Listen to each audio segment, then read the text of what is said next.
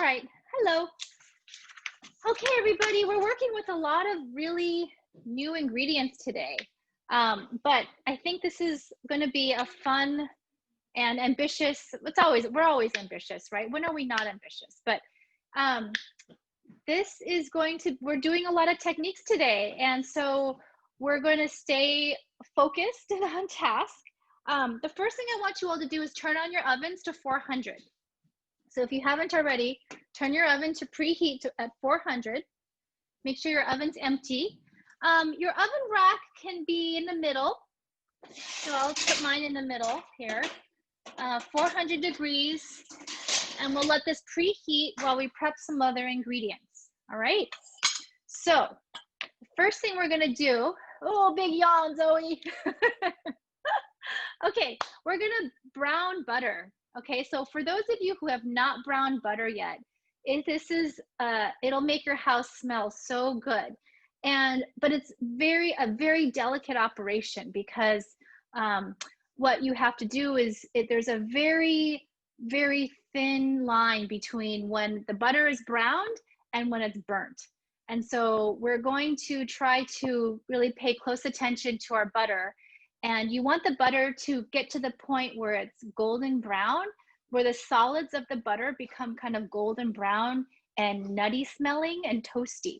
Once it starts to turn dark brown, you have to take it immediately off the stove. It might already be too late, but we'll be doing this together. So you want to take your butter to the point where it starts to smell nutty and the solids of the butter are golden brown. Because once you take it off the oven, once you take it off the burner, it's still going to continue cooking a little bit.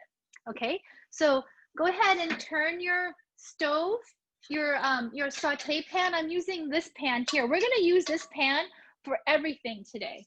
We're going to use this pan for browning our butter, for toasting our nuts, for frying our bread, and for sauteing our chilies. So we're going to use one pan. I've told you before, I try to be a very efficient cook and try to do as minimal washing as possible. So we're going to use this one pan, put it on your burner, and turn your burner to about medium. Lena? Yes. How much butter do we need? We're going to use a whole stick of butter. We're going to use a whole stick of butter. Lena, so question. Yes, Diana? Sorry. How much, how high of heat? 400. Medium stove. for your medium. Okay, thank you. Mm-hmm. And your oven should be up to 400, everybody. So if you haven't already, I specified having everybody pre-cut your sweet potatoes into chunks.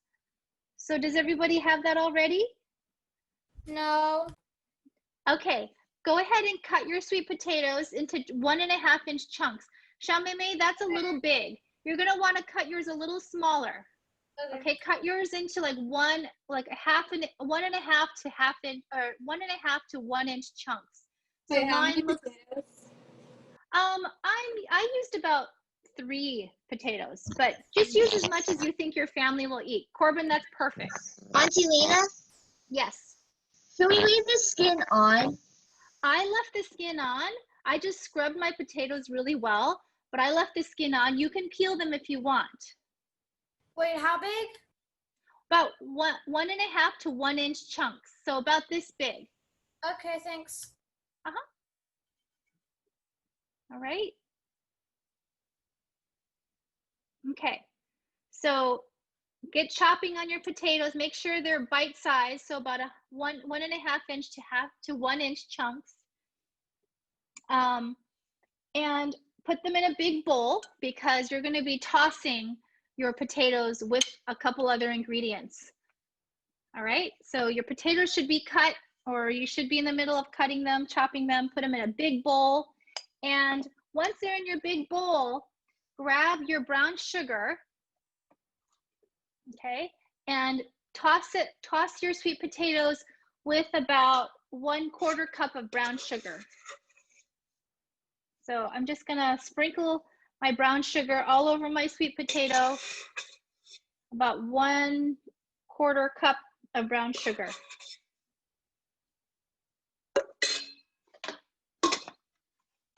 And then just take a big spoon and just mix it all together. And then we're gonna set this aside now. The saute pan on your burner should be pretty warm by now. So go ahead and just throw your entire stick of butter into that saute pan. So we're gonna brown butter today. And this brown butter, we're gonna pour over the potatoes. And that will make the potatoes taste extra toasty and nutty. Brown butter is an ingredient that is used in a lot of different dishes these days. You'll see brown butter chocolate chip cookies, brown butter, I've seen brown butter Rice Krispie treats, brown butter ice cream, lots of ingredients, both savory and desserts are often made with brown butter. So now you'll know how to make brown butter yourself. So you can look for other ways to use it. Okay, so I'm just gonna let the butter just sit in the pan. Okay, I'm not doing anything with it yet because you don't need to stir it. You can just kind of swirl it around and make sure your butter melts. And again, my heat is on medium. And I'm just gonna let that sit there and melt for a little bit. While that's melting, let's go ahead and cut up some thyme. Okay, thyme is this herb with these little leaves on them. Looks like this. I have them already washed. Wait, So I'm just gonna, Can you say how much brown sugar? about a 1/4 cup. Thank you for asking questions, everybody, because if you ask a question, it means that somebody else probably missed it too. So I love it when you ask questions. So I'm just stripping the leaves off this thyme. If you get some of the stem, it's totally fine. And then I'm just gonna, I have this like naked stem here. I'm just gonna toss that into my compost bin. Okay, so I'm gonna strip off maybe about, I don't know, like 5 or 6 sprigs. I'll show you how much I get. And we're gonna use this thyme for a couple things. We're gonna use it for both the Romesco sauce we're gonna make later and the sweet potato. Okay. Wait, I are we don't know doing about- that to the thyme right now? I'm sorry? Are we using the thyme right now? The thyme? Yeah. Yes, we're gonna use the thyme in a little bit, but we're just stripping it off right now. And then we're just getting it ready because we're gonna add it to our butter in a little bit. And you might hear your butter starting to sputter already. Okay, I'm just leaving it right now. My butter is still, maybe can you show the butter? My butter is all melted now, but I'm just gonna let it sit for a little bit. I'm just swirling the pan. You can see around the edges of my pan, you might be able to see, there's some parts that are already starting to brown a little bit. That's fine. It's starting to separate. Some of the solids are starting to separate out, and that's what you want.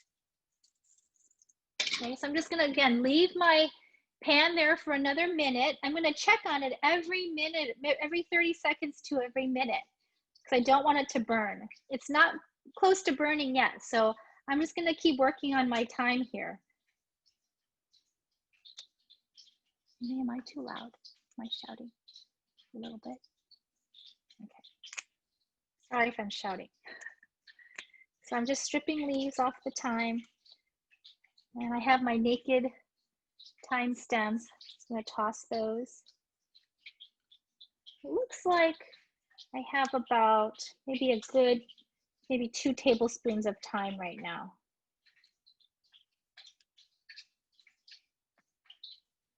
Okay, good. So the other thing you're gonna add is your sage. So go ahead and get your sage ready. I right now have about maybe like a tablespoon. I'm gonna strip a couple more leaves of thyme off, a couple more stems of thyme. Just the leaves. It's okay if you get some stem in there. Okay. So I have about a tablespoon and a half or so of thyme. Okay, good. And then I'm gonna get my, so you're gonna get your sage. I left out sage off my shopping list, so I forgot sage. But if you have your sage, go ahead and take off about 6 to 8 leaves. And now I'm checking my brown butter again. Okay, my brown butter is starting to look pretty toasty, and I'm gonna smell it, and it's starting to smell really good too. So I'm gonna go ahead and turn the heat off of this brown butter right now, and just let it sit here because it's gonna keep browning a little bit as it cools. Okay, do you see this? This is kind of golden brown. I'm turning off the heat because I don't want this to burn. So I just turned it off, but it looks like that color. It's kind of like caramel colored. Any questions so far? Okay, so you're working on your thyme leaves and you're working on your sage. Go ahead and take off about, Do you have a question? Somebody? No? Okay. So go ahead and take about half of your thyme leaves. Take half of this bunch that you have. So I would say it's like a good teaspoon or so, teaspoon and a half of thyme leaves, and add it to your brown butter. And do it very gently because it's gonna sizzle a little bit.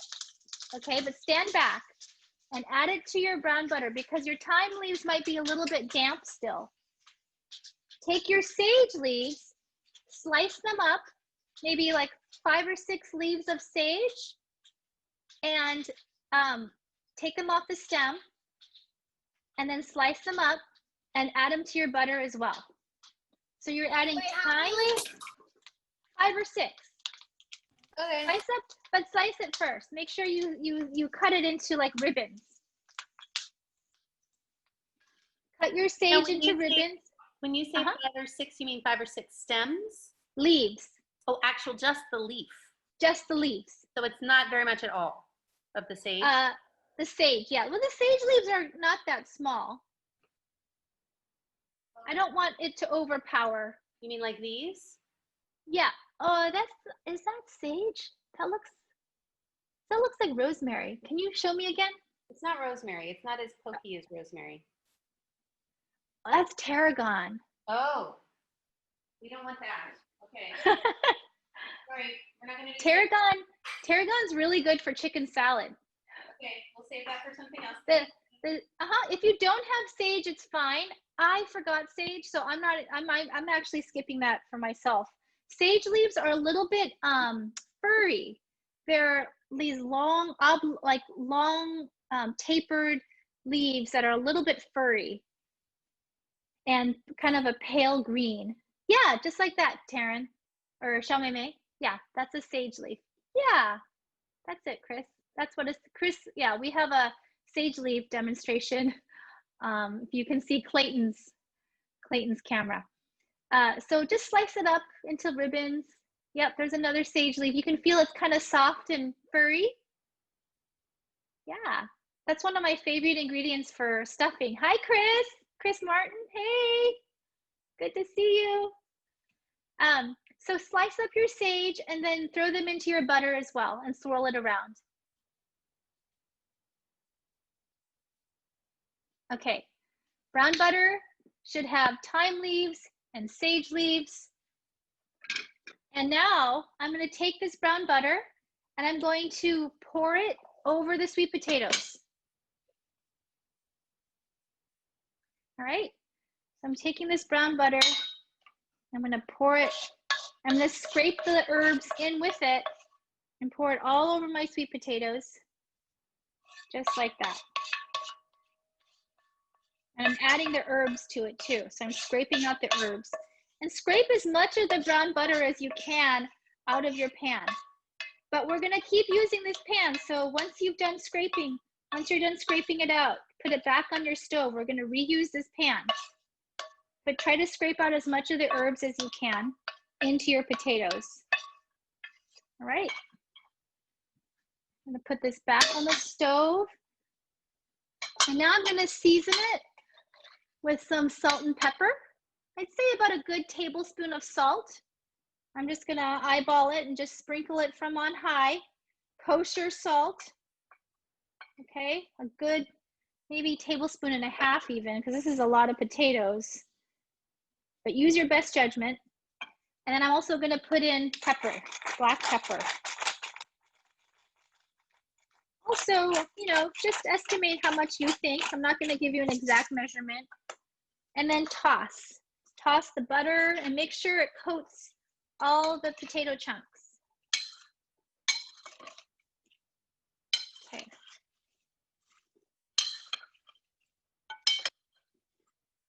I'm just tossing it, making sure every piece is coated with the sage and the thyme and the butter and the salt and pepper. Oh, right. So you put pepper in it too, right? Yeah, I put some pepper in. And salt, don't forget the salt. Okay. So now I'm gonna pour this onto my sheet pan. I lined my sheet pan with parchment paper, but if you use foil, that's fine too, or if you have neither, you can just put it straight onto your sheet pan. Sorry, how much salt should it be? I used about, well, it depends on how many potatoes you have, Jane. I used about a tablespoon and a half, but I used 3 large sweet potatoes. Okay, great, thanks. Mm-hmm. All right. Are you gonna add the liquid on the sheet pan? Yes, you're gonna add the butter onto the sheet pan. Okay, bring the sheet pan over. Okay. I'm gonna put my sheet pan here, and I'm gonna pour all this goodness. All that butter goes in. I'm telling you, this is a very indulgent dish, but these are crazy times, and we need to do whatever we can to make ourselves comfortable and to soothe ourselves. So we are using butter and brown sugar in plentiful amounts. And then go ahead and spread it out on your sheet pan. Make sure it's in a single layer. Okay, like that. So if you need 2 sheet pans, go ahead and use 2 sheet pans. Mine happen to just fit on 1, so I'm just gonna put it on 1. But if you might need 2, you can just kind of shake it a little bit to get it all into 1 layer. All right. Okay, so I'm gonna go ahead and put this in the oven. And this will stay in the oven for the rest of our cooking time together. We don't even have to think about it. We're just gonna put it in there, forget about it for a little while. We'll stir it. I'll remind you when to stir it, but I'm not gonna set a timer on it yet. Hey, Jason. Okay, so go ahead and put your potatoes in the oven. And the next step, we're gonna spend the rest of our time making Romesco sauce. I know it's a lot of work. There are a lot of ingredients. We're gonna be using dried peppers. Some of you might be using roasted bell bed peppers, that's fine. We're using nuts and bread and, you know, more herbs and spices, but How long should you put those sweet potatoes in for? We're gonna put them in, they're gonna cook for about 50 minutes. So for the rest of our time cooking together, they'll be in the oven. If it's 1 layer, if it's too tight, is that too tight? I think yours is fine, Jane. We'll toss and we'll toss them too. Okay, thanks. Mm-hmm. All right. So, hey Cameron, you got a haircut. Okay, so let's move on to our Romesco sauce. If you are using dried peppers like me, okay, I'm using dried peppers today. We're gonna need to heat up a bowl of water. So I have about 4 cups of water in this big bowl that's big enough for me to soak my peppers in. So I'm gonna heat this up in the microwave now for about 3 minutes. Okay. So I'm just gonna get my water into the oven, microwave oven, and then I'm gonna prep my peppers. How many of you are using dried peppers?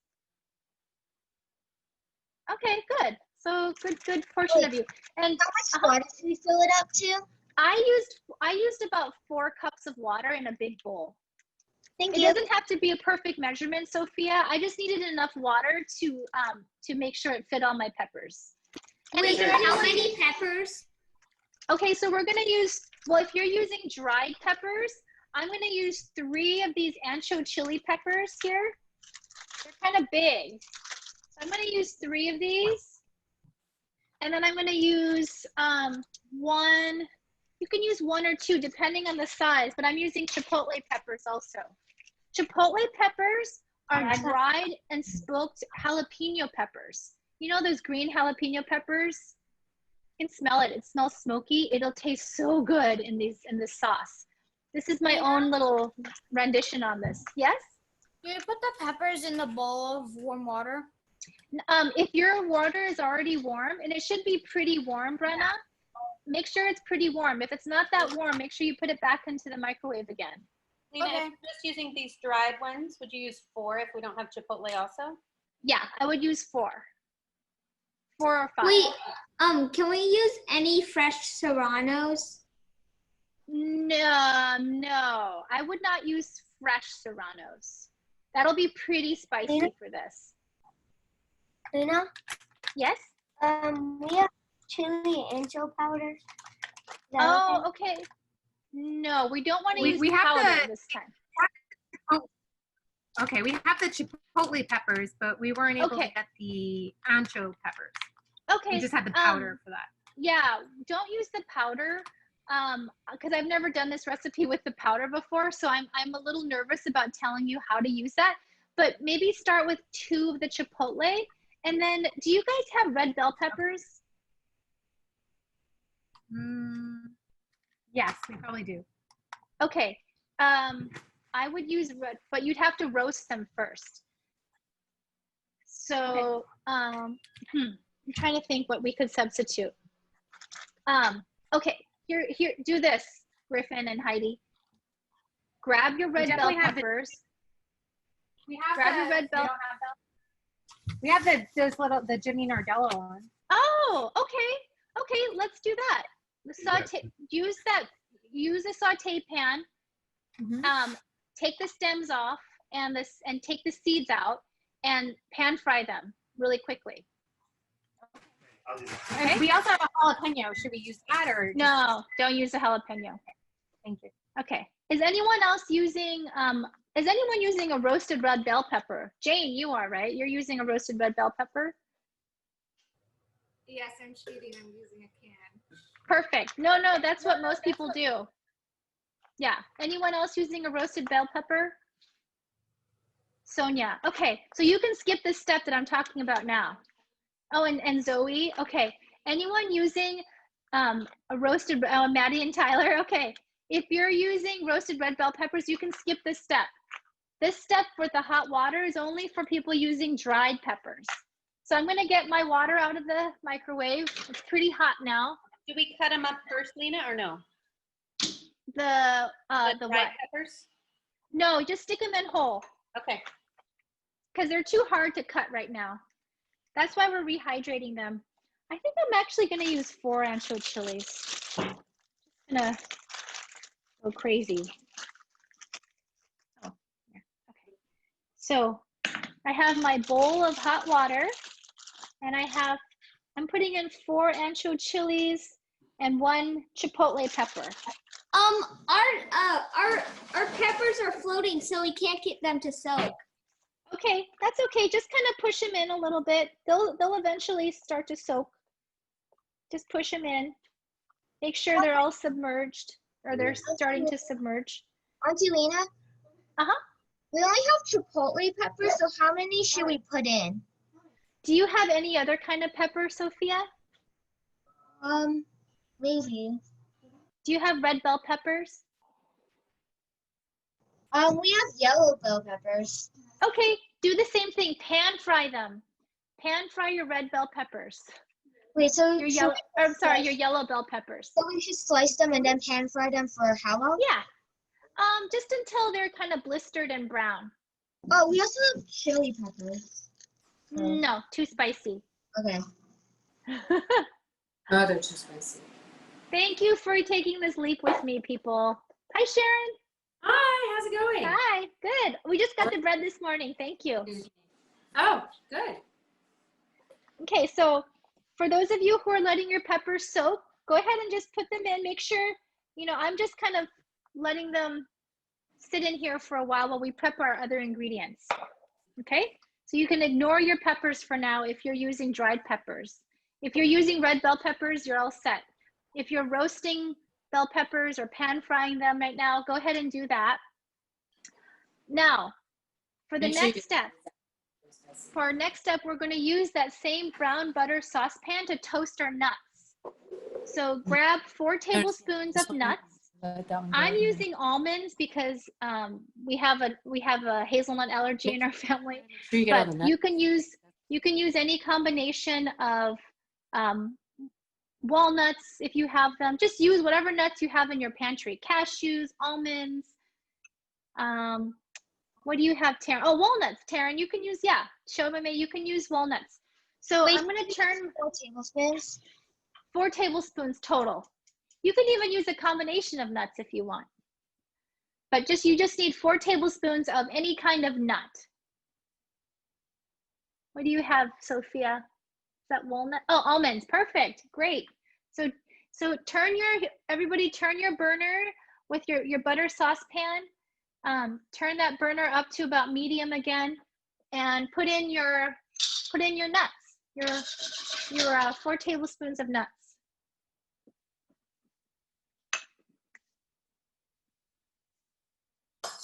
Are you putting any oil in with it? I did not. Nope, you do not need any oil. There's already residual butter in there anyway. But generally when you toast nuts, you don't need any oil. Hi, Shmoo, I see you.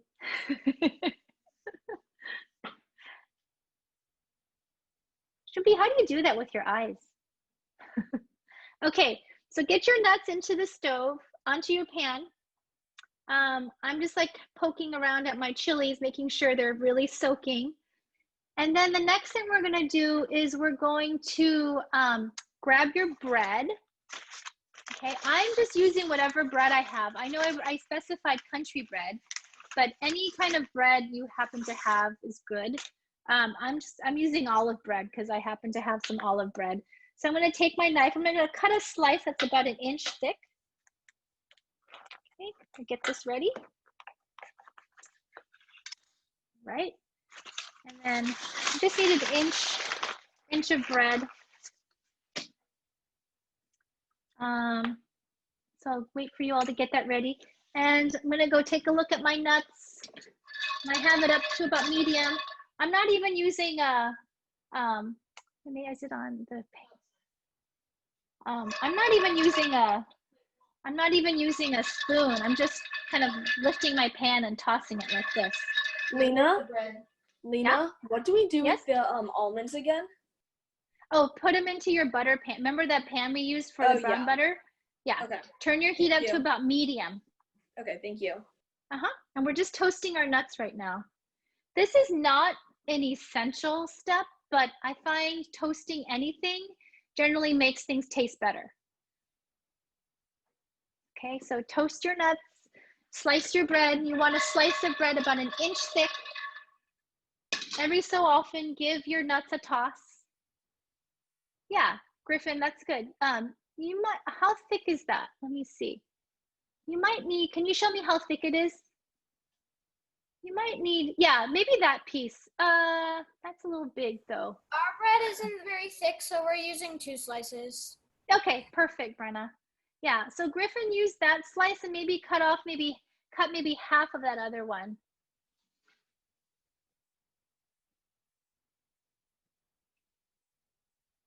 All right. Okay, so take your nuts and just make sure they're toasty. And then go ahead and take your bread and add it to the stove also. Add it to that pan also, because we're gonna be toasting this bread too.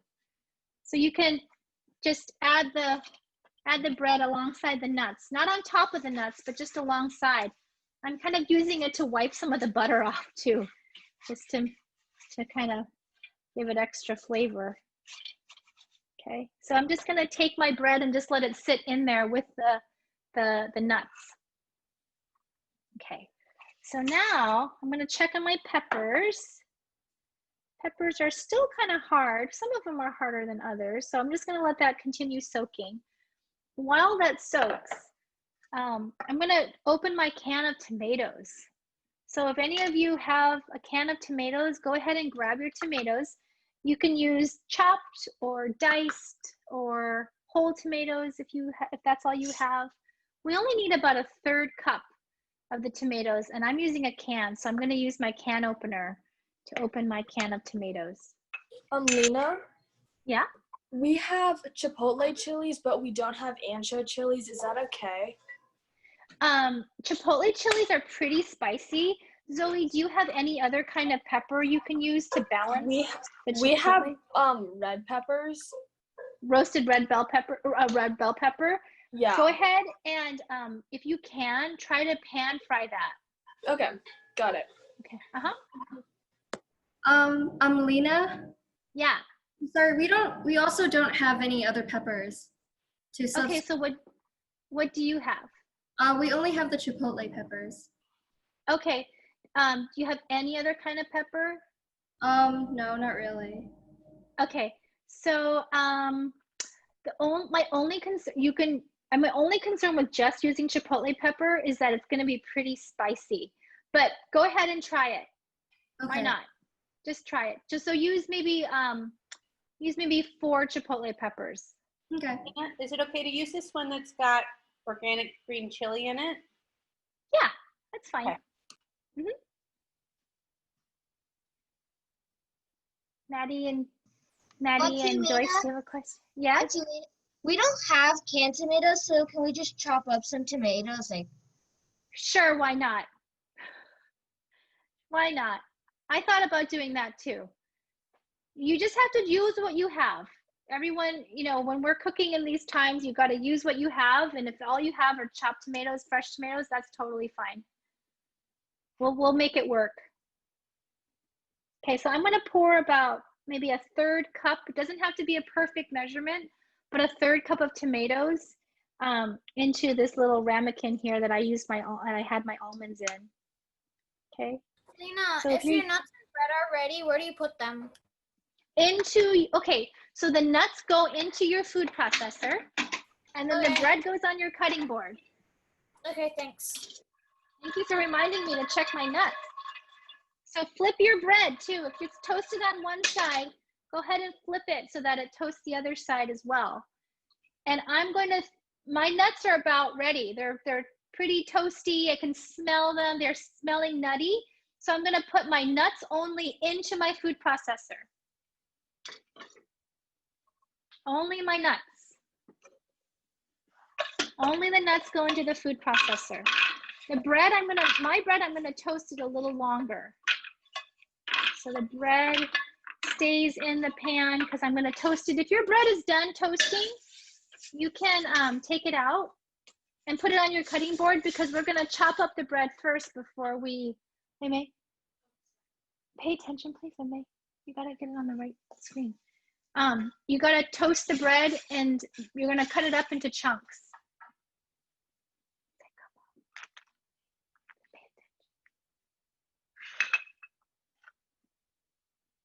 Okay, so while your bread finishes toasting, I'm gonna take a garlic clove and get that ready.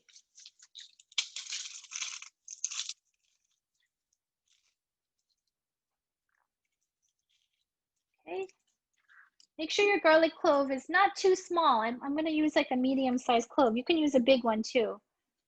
All I'm gonna do is peel it and crush it. Crush and peel it.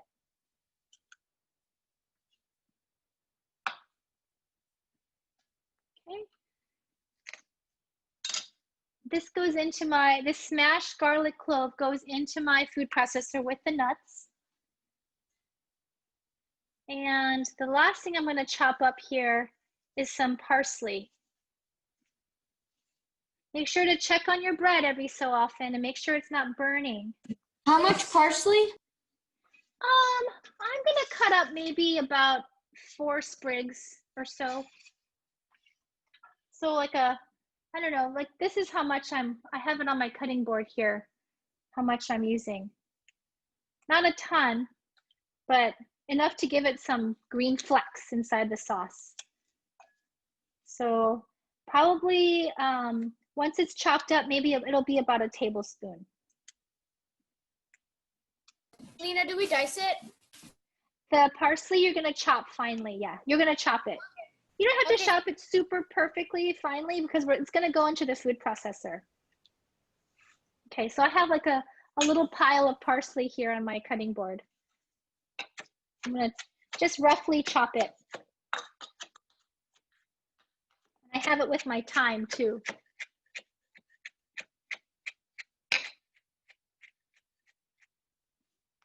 All right. So I have a little pile of thyme, a little pile of parsley, and then I'm gonna take my bread off the stove because it's now toasted. Okay, it's looking pretty toasty. I'm gonna put it on my cutting board now. Okay, turn the burner off, and I'm gonna use that again, that saute pan. So I'm gonna take my bread, okay, and I'm just gonna cut it into cubes, just to make it easier for the food processor to run it.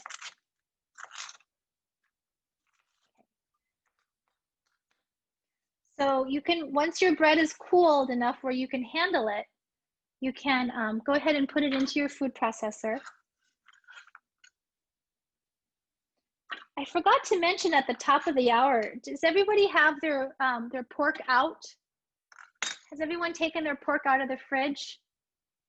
Make sure you do that. Make sure your pork is out of the fridge because we're gonna start working with that next. Take it, I'll show you how we'll take it out of the brine together. Okay. Okay. So while your peppers are still soaking, mine are still a little bit hard in some spots, so I'm just gonna let it keep soaking. Let's go ahead and take our pork out of the brine. Make sure you leave some space so that in case you splash, I would try to take your cutting board out of the way so that in case any of the brine splashes onto your cutting board, you don't want that. So I'm gonna move my cutting board out of the way to take my brine out of the pork chops out of the brine. Yes? Yeah? Do we put the leftover thyme in the food processor? Sure, you can do that, yes. Okay. Okay, so I'm gonna take my pork chops out of the brine and I'm putting it onto a shallow dish here so that it'll drain a little bit. I'm taking a pair of tongs and I'm moving my cutting board out of the way because I don't want the brine to accidentally splash onto the pork, onto the cutting board. Auntie Lynna, Yes? should we put the bread cubes into the food processor? Yes, the bread cubes go into the... We don't have a food processor, so can we use a blender? You can use a blender. Thank you. Okay, so I'm uncovering the pork that we brined. Ooh, you can smell the juniper berries. You can smell the allspice. I'm so sorry, I left out the allspice in my instructions when I did the video. Thank you to Grace who pointed that out to me right away. And I'm just gonna very carefully take the pork out of the brine and put it onto my pan, into this, sorry, not my pan, my shallow pie dish here, or just a dinner plate is fine too. I just want to take it out so it has a chance to kind of drain a little bit. Okay, I'm just like kind of letting each piece drip into back into the brine. Okay, and I'm also taking note that some of the pork chop pieces are thicker than others, so I'm going to make sure those don't cook as long. Auntie Lynna? Mm-hmm. Were we supposed to put the tomatoes in the food processor also? Not yet. You don't have to quite yet. We'll do that later. We can do that. We're actually going to saute the tomatoes first with the peppers. Okay. I'm very carefully taking the pork chops out of the brine. Lena, ours are more of a full 1.5 inches thick, but we'll talk about Okay. Yeah, you're just gonna need to grill yours longer on each side. Or are you gonna grill today, Ginger, or are you gonna pan sear? We may pan sear. I'm not sure yet. Okay, okay. Yeah, so if yours are thicker, I would sear yours more on the 7-minute side. 7 to 9 minute side for the first side. But we'll talk about that. You're right.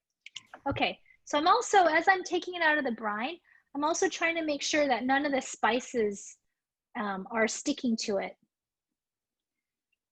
So I'm just gonna take out, I have a little stack of pork chops here, and we're just gonna let that drain onto our pan, onto our this plate here. And this brine is done. We don't need this brine anymore.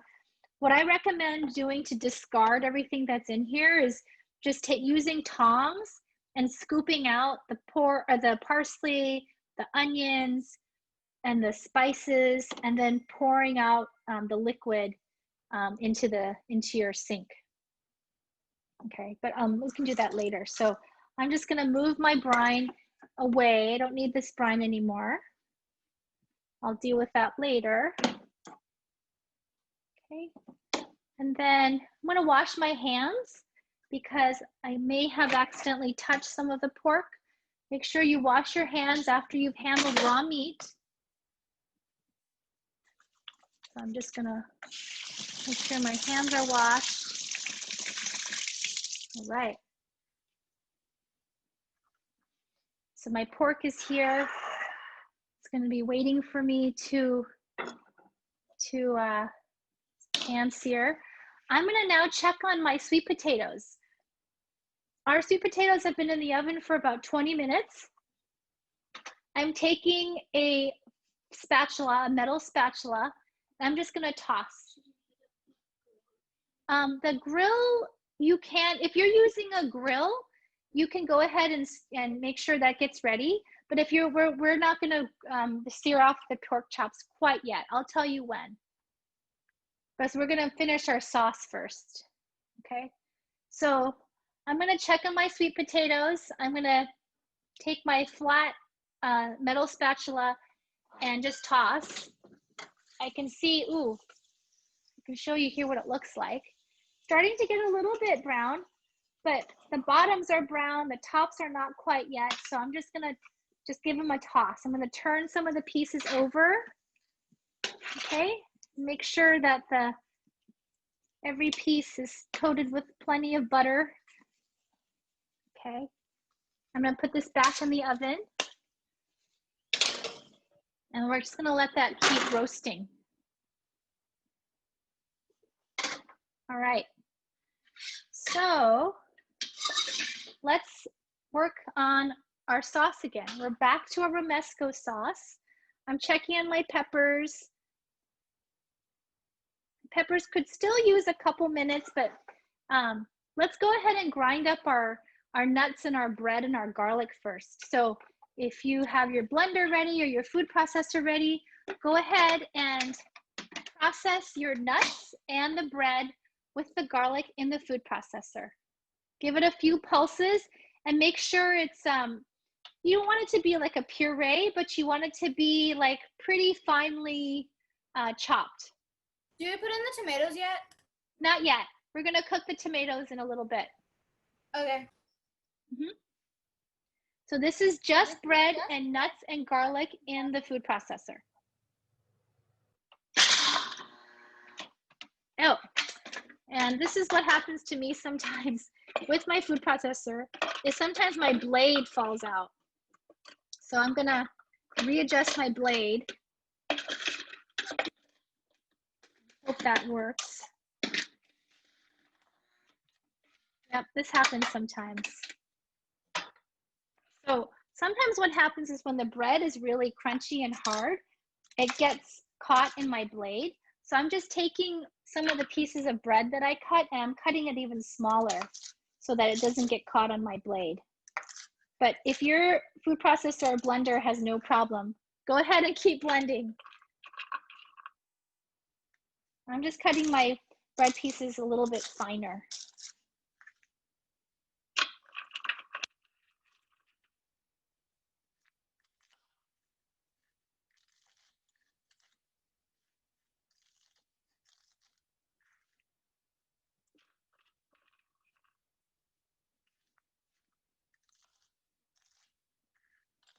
All right.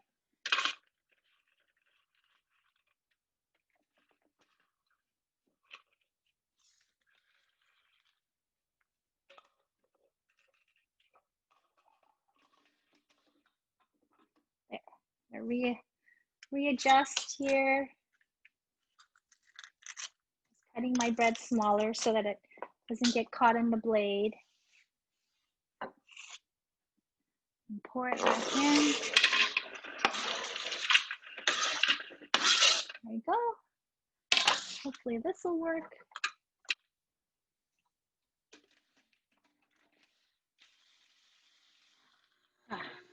Pretty good.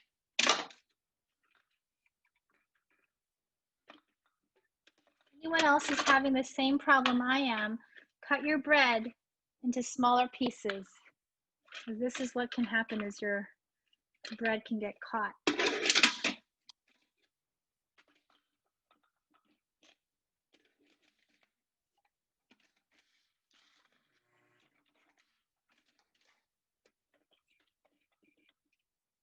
A technical issue. Didn't cut my bread small enough. Okay, let's do our nuts first. See how far we get with that. If you're looking for something to do while I sort out my food processor issue, you can also start peeling and de-seeding de-stemming and de-seeding your peppers, your dried peppers that are probably pretty well hydrated at this point.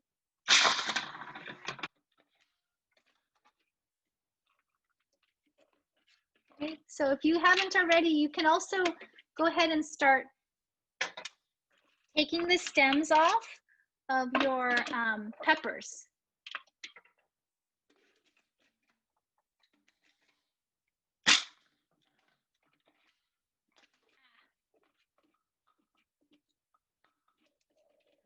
This sometimes happens.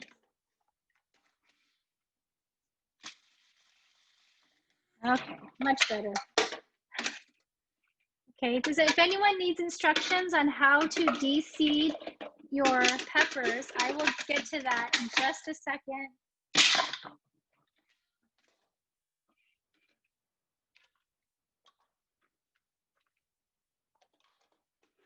Yeah. You can use a Vitamix, yes. Oh, I could use a Vitamix, but I'm already in the middle of using my processor, so I don't want to swap horses in midstream. And I also told you guys to use a food processor, so I feel like we need to experience, I need to experience this with you. Anyone else having issues with their food processor? Hopefully not.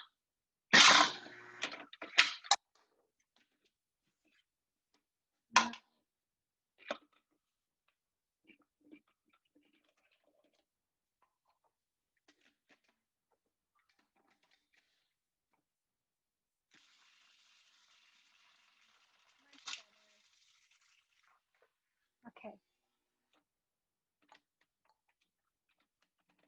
Okay, so my almonds are almost processed.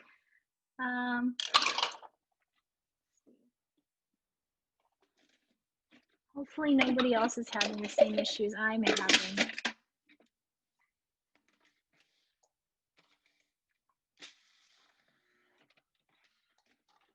forgot that this happens sometimes.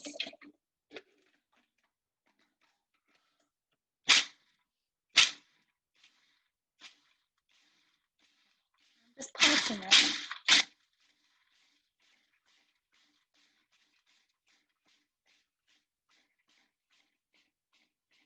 Okay. So if you haven't already, go ahead. I'll show you how I'm going to process my peppers here. Okay.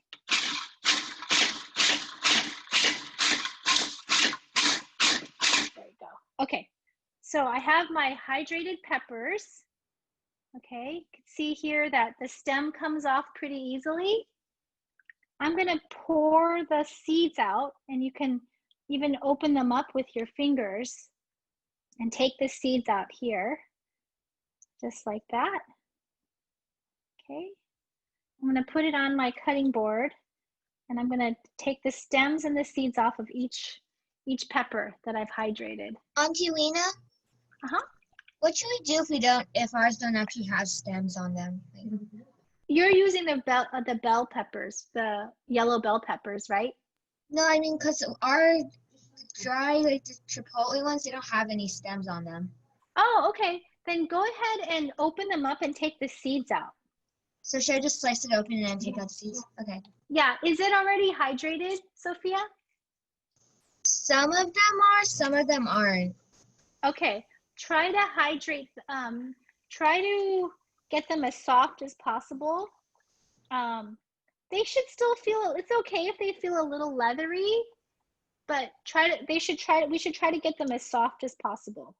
Lena, we might have gotten really excited about cleaning off our cutting board, and I'm afraid we've put things in that weren't supposed to go in the Romescos.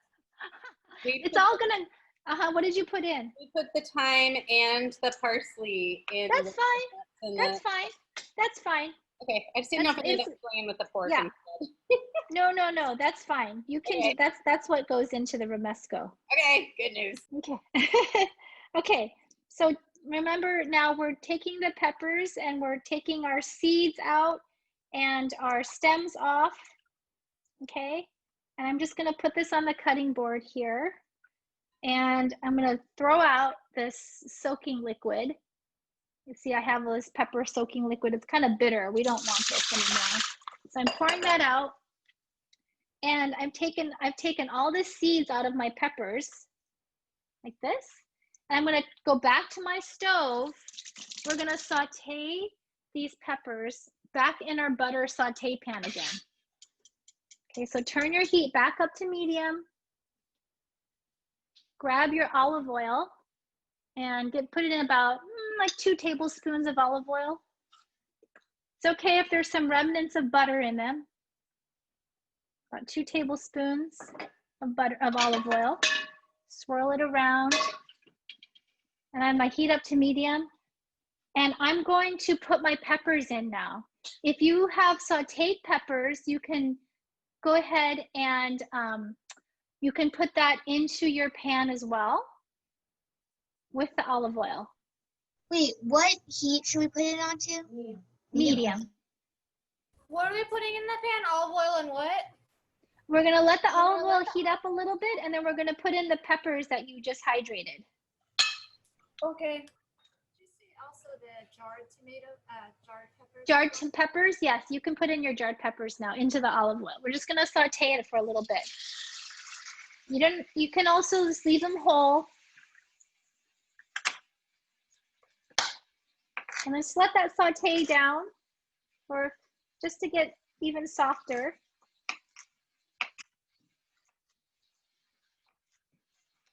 I'm gonna continue processing my bread and my almonds because my bread didn't get completely processed. And just let your peppers saute in the olive oil for about a couple minutes.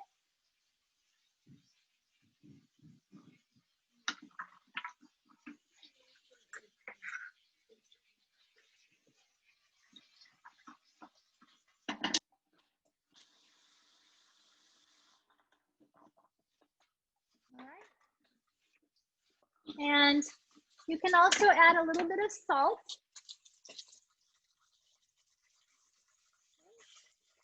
And now you can grab your tomatoes. If you're using fresh tomatoes, add them now.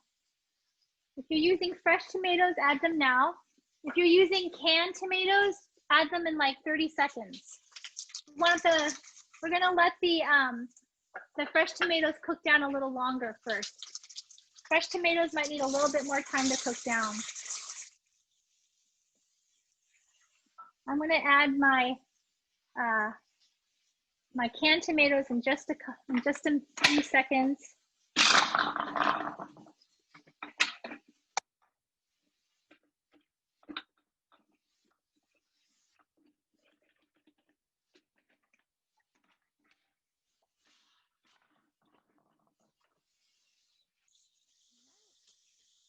Okay, I'm adding my tomatoes in now. My canned tomatoes, about a 1/3 cup. Whatever tomatoes you don't use from your can, if you don't think you'll use it this week, you can put it into your freezer and they'll be just fine until you're ready to use them. You can throw them into a pasta sauce. You can make another batch of romesco.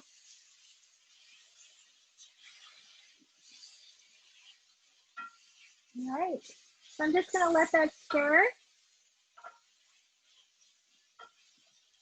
Okay. I keep working on my bread and almonds.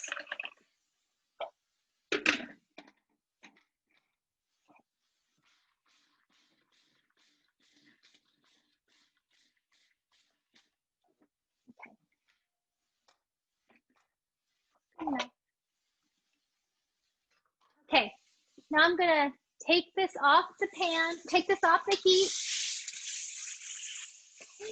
and I'm gonna put this into my food processor. So add the cooked tomatoes and the peppers into the food processor with the nuts and the almonds and the garlic.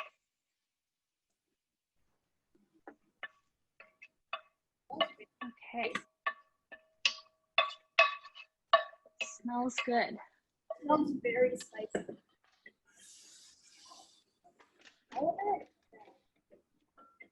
And while you have your food processor open, go ahead and add a couple tablespoons of olive oil to it as well. So I'm adding a couple tablespoons of olive oil. And we're gonna process this down to puree. I'm gonna start by pulsing. You should add more tomato because like the consistency. Is that me?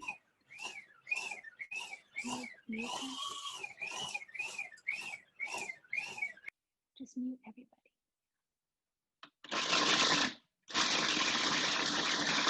Nice.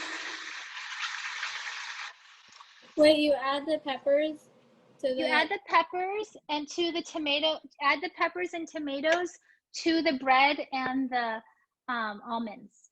Okay. And if you haven't already added your thyme, you can add your thyme to it too, and you can add your parsley now. Okay, and I'm going to take half a lemon. I have a half a lemon here from Coda and Karen's tree. I'm going to add half of this lemon, lemon juice from this lemon, half a lemon, to this sauce mixture. That'll add a little bit of tartness. Okay.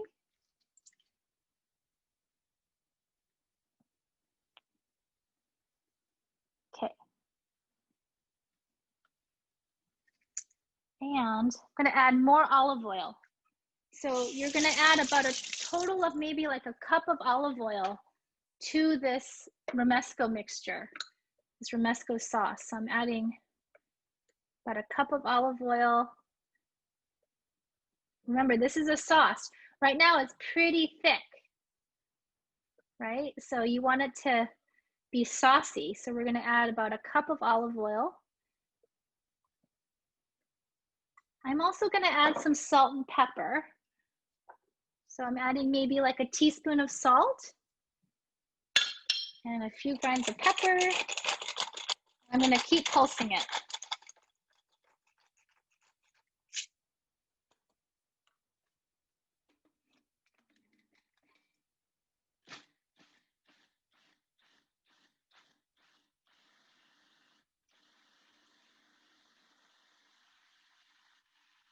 All right, did you have the time yet? All right. I added the thyme in also. I added the thyme and the parsley already. So in your food process, Jane, you have a question? No, you answered the question on time. Oh, okay.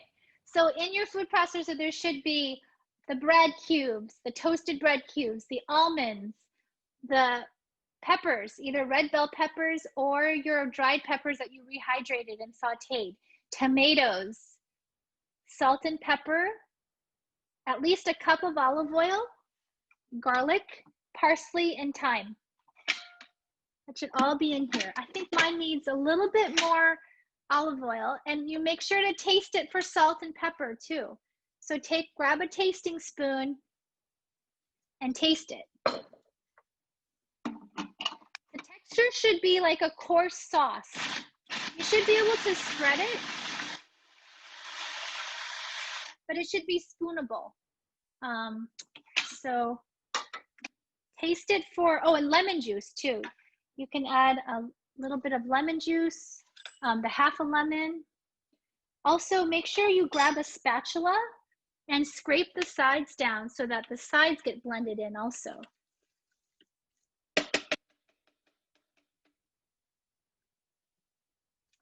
And mine needs more salt, so I'm going to add more salt to mine. I can taste the almonds. I can taste the texture of the toasted bread. I can taste the garlic and the smokiness of the chipotle peppers. If you used only chipotle peppers, I would put in a little bit more olive oil and parsley just to kind of mellow it out a little bit. And you should also have maybe a little bit of tartness to it too, just a tiny bit of tartness. So if it's not that tart, you can add a splash of red wine vinegar or any kind of vinegar you have. I'm going to add some red wine vinegar to mine just to give it a little bit of tartness.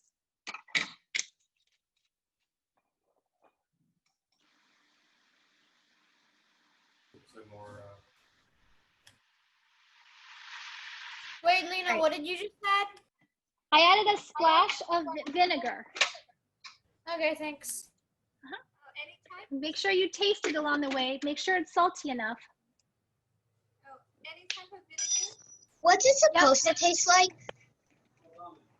It's supposed to taste salty, and it's not just flavor you want, it's also the texture. It should be salty, a little bit tart. And is it too spicy? Yeah, that's because you used chipotle pepper. How much yellow bell pepper did you put in? What's that? What? How much yellow bell pepper did you put in? Not a lot. Not a lot. Well, we don't really have a blender, so we have a bullet. So Oh, okay. we're being creative. How about the almonds and the bread? Can you taste that? I kind of taste the bread, not really the almonds. Just spicy. You know what you can do? Sophia, do you like mayonnaise? Yeah. Okay, so take like a cup of mayonnaise and put in like a couple tablespoons of that sauce that you made. That could work too. Okay, thank you. Okay, so my sauce is done. I'm gonna take the sauce and transfer it into a bowl. And again, make sure you taste it along the way. It should be salty and kind of nutty. It should be it's also the texture too. It should be kind of smoky. It should be a little spicy, a little garlicky, and slightly tart. This is a sauce that originates in Spain and in Catalan, the Catalan region. And they use it over like roasted meats, roasted vegetables. You can also spread it onto sandwiches. You can mix it with mayonnaise and spread it onto a sandwich. You can mix it with mayonnaise and use it as a dip for vegetables and crackers. I've seen it on pastas. People mix it into pasta with some cream sauce. This is a very versatile sauce, and you can use it for lots of things. I'm just scooping it out of my food processor into this bowl, and this will go really well with your pork chops. So we're gonna get ready to cook our pork chops next. Okay, so here's our Romesco sauce. You can see it's kind of pasty, right? It's kind of pasty. it's spoonable, and it's used as a condiment. All right, so we're getting ready to cook our pork chops next. And I'm also gonna I'm gonna have you guys grab your either a saute pan, a cast iron pan, or a grill pan. I'm gonna use this cast iron pan. And I'm gonna turn the heat up to medium high. So turning the heat up to about medium high. My potatoes are ready. Okay, good. So grab your potatoes out of the oven if your potatoes are ready. And you can mine could use maybe a little bit more browning. I'm gonna give mine one more toss. You can see, I'm gonna show you here. It's brown, relatively brown on one side. Could use a little bit more browning. So if you wanna take yours out now, you can. If you want yours to brown a little more, that's fine too. So I'm gonna put mine in for another maybe 5 minutes, but some of your potatoes might already be done. Okay, so while your cast iron pan is heating on medium high, I'm gonna grab the pork chops that we have draining on your plate here. I'm gonna move it over to the stove. Okay, and make sure you also have a pair of tongs that you can use to place the pork chops onto your pan, and that you have a platter nearby. So make sure you have a large platter nearby that you can put your cooked pork chops onto. So Lynna, just a couple, do you put any oil in the pan for the pork chops? Yes, I'm gonna put in some olive oil. So I'm putting in about a couple tablespoons of olive oil, enough to coat the pan. How much? How hot should it be for the grill? For the grill, I would say medium high. Okay, but like what temperature? What temperature? Are you using a stovetop grill? No, just like a grill. A grill? I don't know what temperature to say. Maybe like 475-ish. Okay, thank you. Yeah, pretty hot. And if we're doing the grill, do we put oil on it ahead of time, Lynna? You can rub the grill with some oil, yes. Okay, but not on the pork, because that'll make it flare. You could put it on the pork too, I guess. Yeah, you could put it on the pork. Thank you. Auntie Lynna? Yeah. On the grill, how much per side? How long per side? Okay, so it depends on how thick your pork chop is. My pork chops are about an inch to 1.5 inches thick. If they're 1.5 to 2 inches thick, I would err on the side of longer. So maybe 7 minutes on the first side. 7 minutes on the first side. If your pork chops are like on the thinner side, I'm gonna put mine on for about maybe 5 minutes. Thank you. Mm-hmm. And I'm only gonna be able to fit in about 2 or 3 pork chops at once. So we're gonna be doing this in batches. Yes? Yeah? If the pan is heated up, do we put the pork chops in now? Yeah, put in about 2 or 3, Brenna. Make sure they're in one layer, that they don't touch each other. Okay. I mean, they can touch each other, but they shouldn't overlap. Okay. Okay. So be careful when you put them in, because they might splatter a little bit.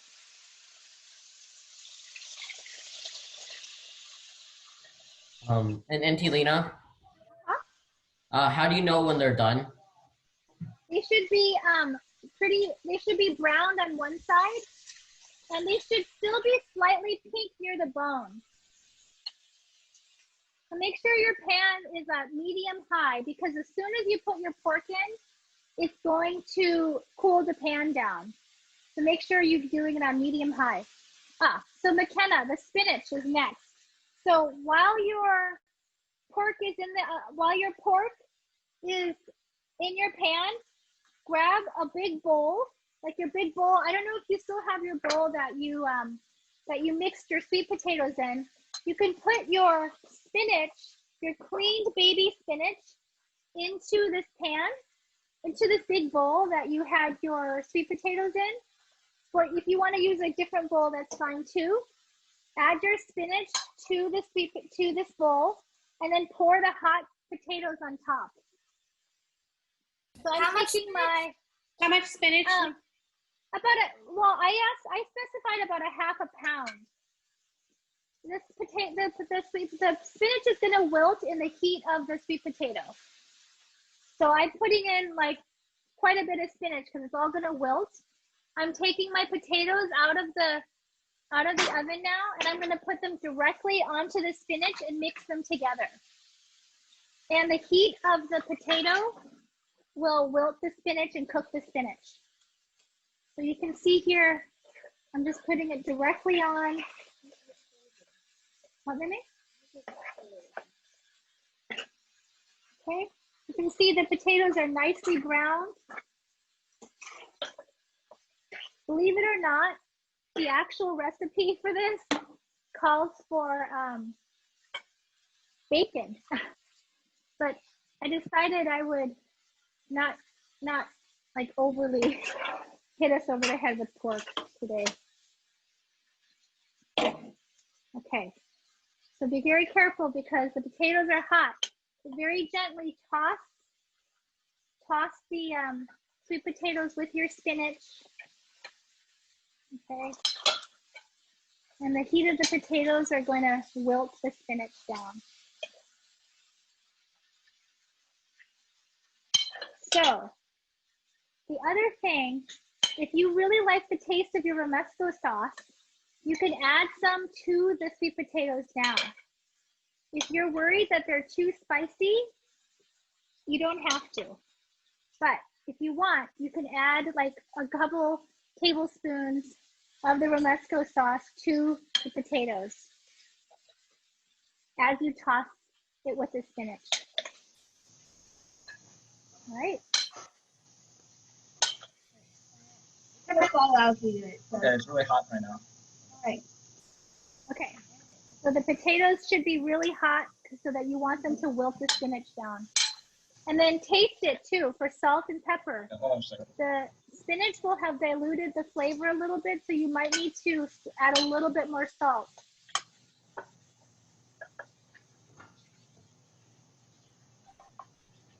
So at what internal temperature, I mean, what was the question?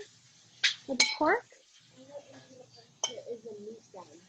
Good question. I am not great at temperatures, but I would say we're gonna cook it on one side for 5 to 7 minutes and then flip it over and cook it on the other side for another maybe 4 to 5 minutes. And then we're gonna just let it still be a little bit pink inside. It depends on how well you like your pork. I like my pork to be medium to medium rare, so they'll still be a little pink. I don't have a temperature. Ginger and I talked about this last time. I think we decided it was like 145 maybe. But I don't use a temperature gauge, unfortunately. So my pork is still searing. I need another 3 minutes.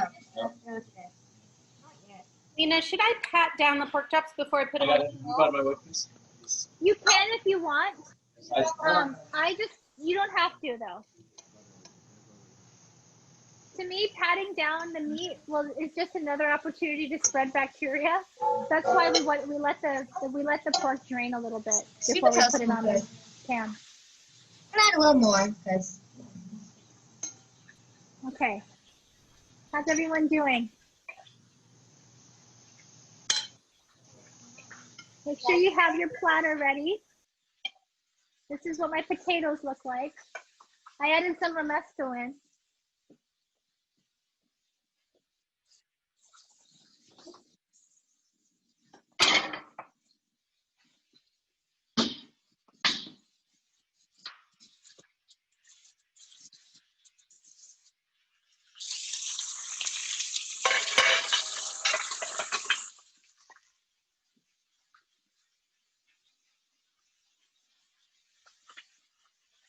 So I'm gonna be flipping my pork chops shortly.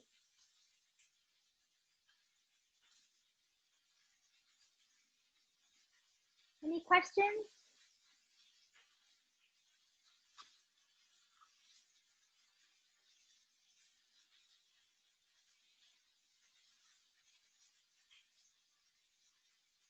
Make sure to season the brine. Oh, the brine you can toss, Leilani. The brine you can toss. Just make sure you take all the solid ingredients out, and then you can pour the rest down into your sink.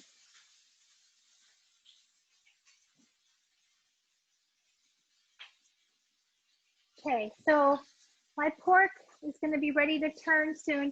Make sure you taste your sweet potatoes and taste it for saltiness. Make sure it's salted enough.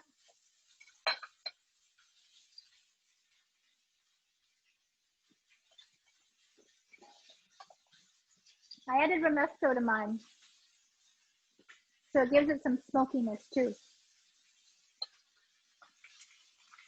All right, so I'm now coming to my stove, and I'm going to kind of just take a peek at one side of my pork chop. It's looking very nicely brown. I'm going to flip it over.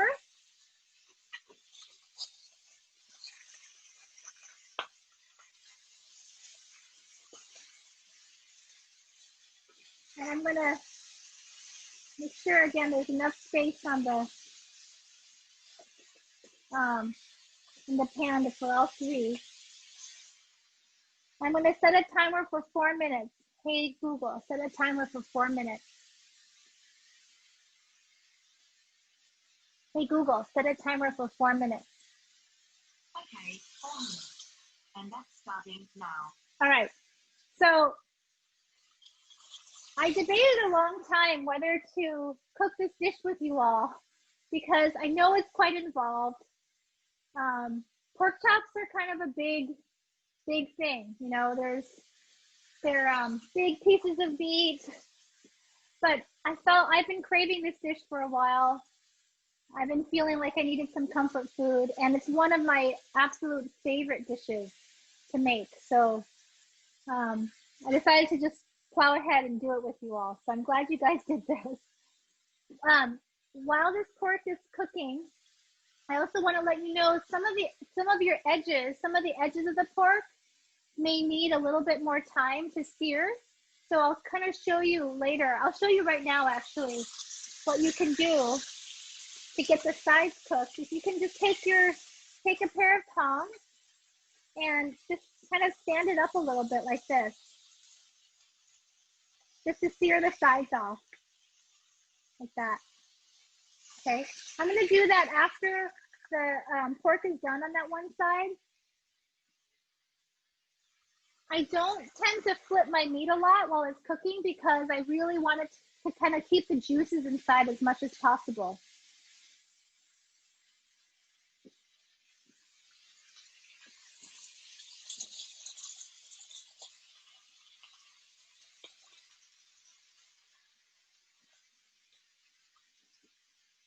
How's it going, everybody? Lena, Yeah. on the grill, if we have really thick pork chops, how long on the second side? On the second side, I would do at least 5 minutes. And then don't forget, you'll also want to stand your pork chops up a little bit, Owen, and in order to get the edges cooked too. Thank you. So you'll just want to hold it with your tongs and make sure that the edges get cooked, the sides get cooked.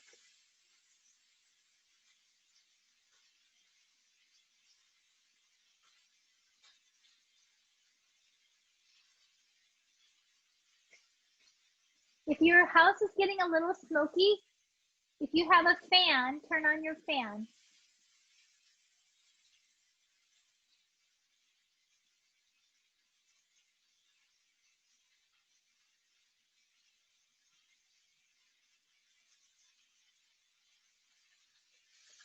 Okay, so just waiting to sear off the rest of my pork chops. As your pork chops are done, you can take one off and take a knife and test it. Just to test it, what it means is just to cut it open by the bone and make sure it's not too pink. If your pork chops are medium rare to medium, it means it's still going to be a little pink, and it's fine.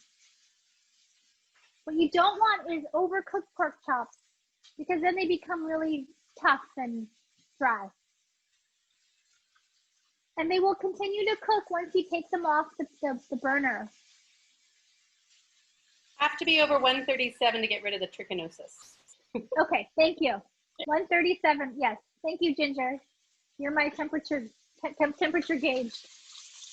So I'm just 13 seconds away from 4 minutes on my second side. I'm going to take my pork chop now and kind of cook the sides a little bit. Turn my timer off. And like I said earlier, I want to make sure the sides are cooked. So I'm just going to stand them up and sear the sides off a little bit.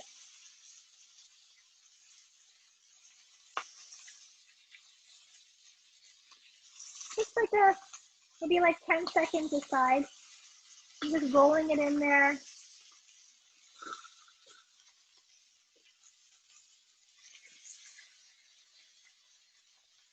Okay. Just searing it off here. Okay. I'm gonna put this onto my serving platter and cook the sides of my second pork chop. I know I specified 6 pork chops. Again, that's assuming you want leftovers. If you are searing off 6 pork chops today, you'll be doing a second batch shortly with me.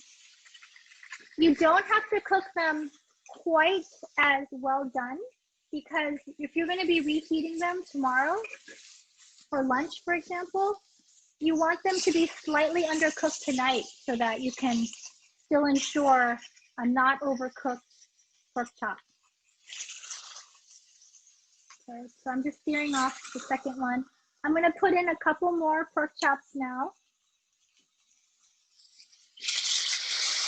Be very careful putting them in. They might splatter a little bit.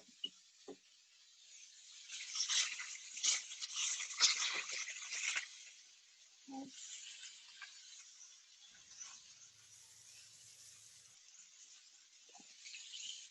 So I'm just gonna,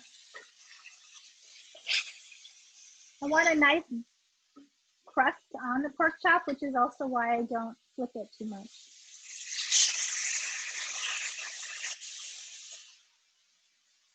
Hey Google, set a timer for 6 minutes. All right, 6 minutes. How do you what? Now. Test it. So we're gonna test our pork chops now. I'm gonna take the ones I have here, and I'll show you here. I'm going to take a steak knife and a fork, and I'm going to just cut into a part near the bone. So you can see there's like a little T-bone here. I'm just gonna cut into it. This one is slightly pink, and it's fine. It's actually perfectly done. It's slightly pink. I don't know if you can tell, but it'll also continue to rest as you let it sit here. It will continue to cook a little bit more too. If you're worried about it being underdone, you can also put it back in your pan. But these are done. I'm gonna cut into this one and just test it by the bone. Yeah, and it's slightly pink. You want it to be slightly pink. If it looks raw and very pink, then put it back on your pan.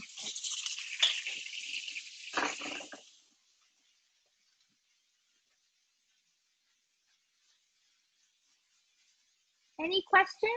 I'm still here. So the way I'm going to serve this is I have these pork chops here on my platter. I'm going to put this alongside the sweet potatoes and the spinach. So what it'll look like, something like this. You can arrange it however you want. I'm not very great at plating. I know friends who are much more expert at it. Just like that. And then you can serve the Romesco sauce. If you really like it, you can smear it onto the pork chop, or you can serve it on the side with your pork chops. All right. So I'm still here to answer any questions. Lynna, I bought 5 pork chops and they're pretty big. Can I just keep 3 in the brine overnight and just cook them tomorrow? I would take it out of the brine, Jane, but you can put it into the fridge tonight, but out of the brine. Okay, or is it better to cook now? I think it's better to cook them tomorrow. Either way. If you want it to be fresh and hot tomorrow, maybe cook it tomorrow, but I would take it out of the brine. Okay, great. Thank you. Yeah, it's a great question. Romesco sauce. Before I added the balsamic, he said it tastes like muhammara. Yummy. Oh, yes. That's right. Yeah. Any other questions? I can't hear you. What? The sauce. So Shmoo, the sauce can be put, you can either smear it onto the pork chops or you can serve it on the side. You can serve it in a little bowl on the side.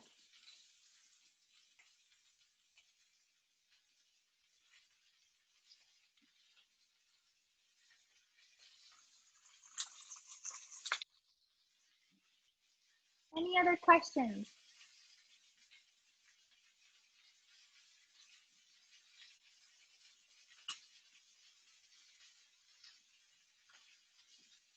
Oh, beautiful, Jane. You have a beautiful crust on that. That's a great sear.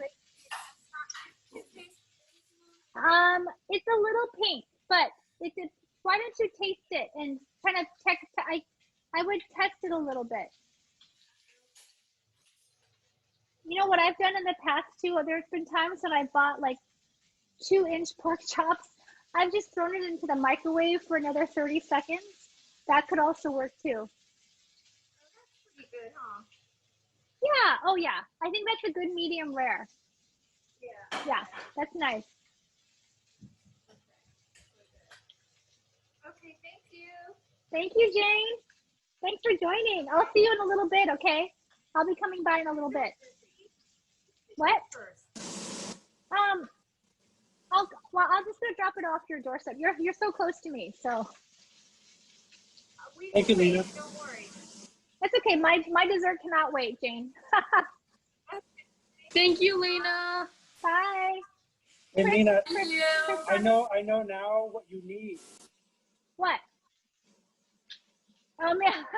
Oh, Chris, I actually have one. I have the same one you have. These are magic. I have them, but I'm just too lazy. I just don't use them.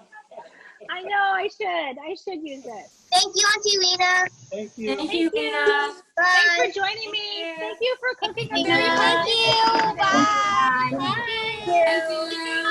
I'll be here with questions.